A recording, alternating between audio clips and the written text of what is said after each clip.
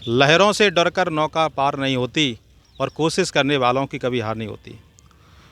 नमस्कार दोस्तों, मैं महेंद्र सिंह परिहार आप सबका परिहार सर यूट्यूब चैनल में स्वागत करता हूं। दोस्तों, इंटरव्यू की सीरीज़ लगातार चल रही है जिसमें विभिन्न प्रकार से इंटरव्यू चल रहे हैं।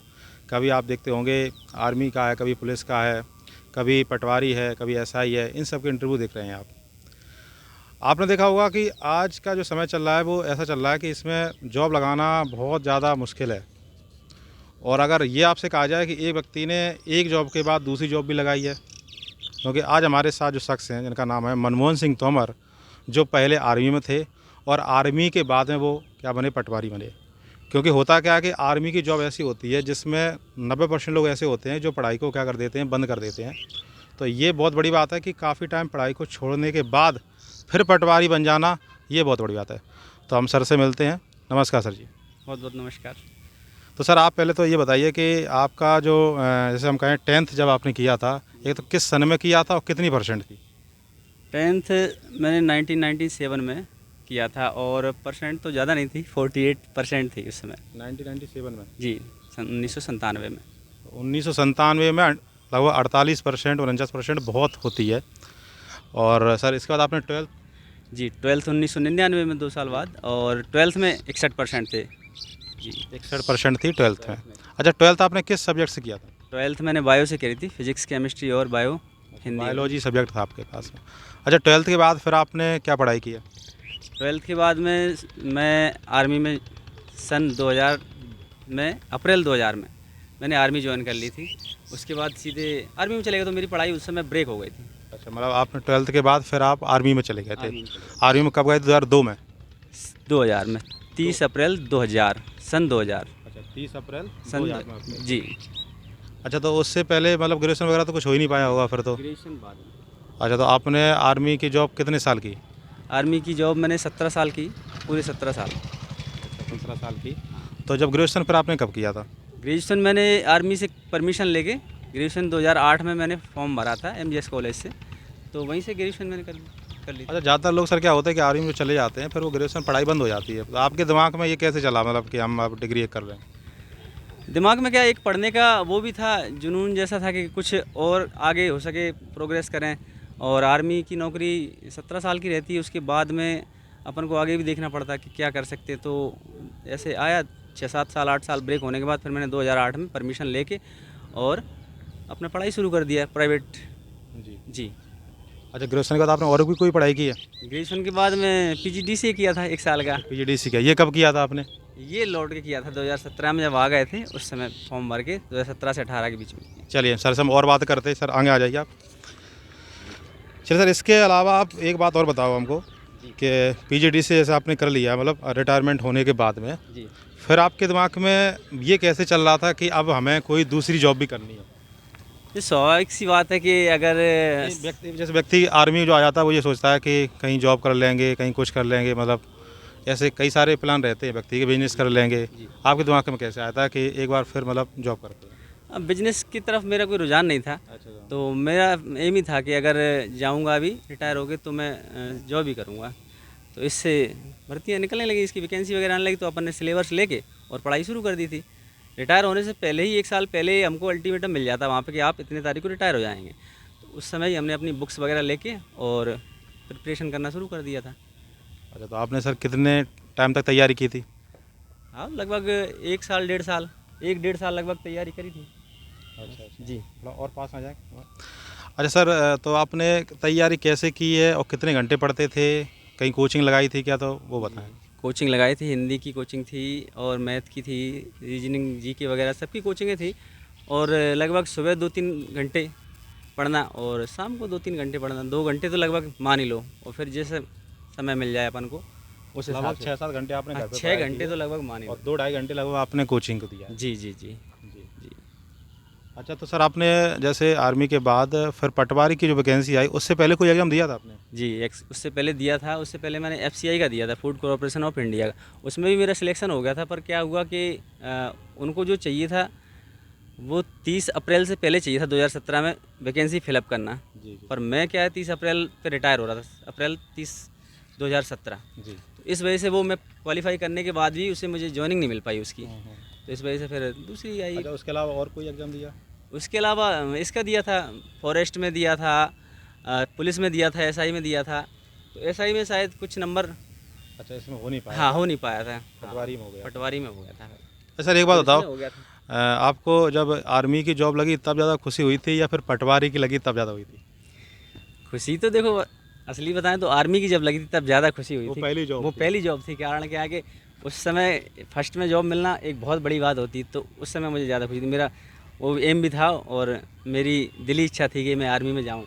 अच्छा, शुरुआत से ही सोच लिया था? शुरुआत से, मतलब मैं 13-14 साल का था तब से मैं दिमाग में ऐसा सेट करा था कि मैं आर्मी में भर्ती होऊंगा, कुछ देश के लिए जाएं या फिर कुछ करें ऐसा। अच्छा। इसीलिए तो सर अब अभी आप पटवारी हैं तो किस जगह पर हैं? अभी मैं वर्तमान में रायसेन ज़िले में पदस्थ हूँ। रायसेन ज़िले में की तहसील है बेगमगंज, वहीं पे पदस्थ हूँ। कब आप नियुक्त हुए थे उसमें? पटवारी में हुए हैं अगस्त 6, 2018 को पटवारी ज्वाइन कर लिया। 2018 में हाँ। लगभग मान के चलो 4 3 साल, से 4 साल 4 साल अगस्त में कंप्लीट हो जाएंगे। जी, जी। जी जी।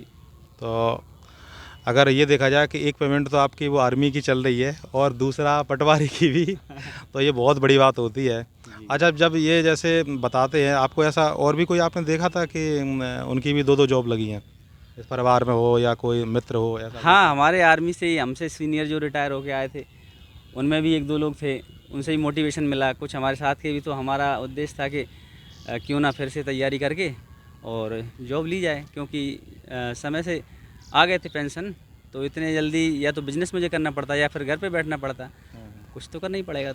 अच्छा सर, ये बताओ, जैसे कई लड़के तैयारी करते थे एक जॉब नहीं लगा पाते हैं, आपने 2-2 लगाई हैं, इसका क्या कारण है? किस्मत का भी है कि मेहनत का? क्या सोचते हैं आप इसके बारे में? दोनों ही हैं, किस्मत और मेहनत। मेहनत जब तक नहीं करेंगे तब तक तो कुछ होने वाला है नहीं। हाँ। हमने मेहनत करी तब आर्मी में लग पाए, फिर मेहनत करी तो पटवारी लग पाए। ये तो स्वाभाविक सी बात है, मेहनत के बगैर कुछ नहीं होता, किस्मत के भरोसे पूरा नहीं हो सकता। ये आप भी जानते हैं, सब लोग जानते हैं, किस्मत के भरोसे पूरा नहीं हो सकता। जी, जी सर। अच्छा, पटवारी का सर काम क्या रहता है? जैसे आप कौन-कौन से काम है? पटवारी के तो ऐसे तो 58-60 काम है, बहुत काम है।